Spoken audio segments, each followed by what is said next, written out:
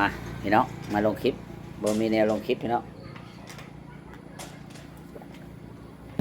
กินน้ำฮ้อนมื้อนี้ก็จักสิไปอะไรล่ะพี่น้องเอ้ยไปเที่ยวมื้ออื่นไปไทยเด้อพี่น้องเอ้ยไปไทยมื้อนี้บ่ไปวันคานมื้อวันพุธพุธสิไปไทยเตรียมเครื่องเตรียมของซัก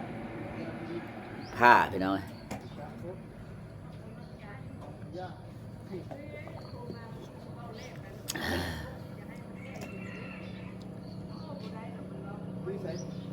มาลงคลิปจะหน่อยพี่น้องมาเกี่ยวแก่กับ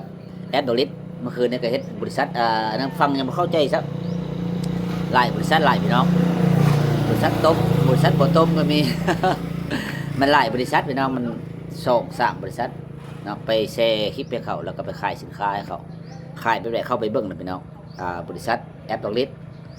บริษัทไลออนมอแล้วก็บริษัทยังเองยังบ่ชื่อพี่น้องเข้าเบิ่งนะพี่น้องเนาะมื้อนี้ก็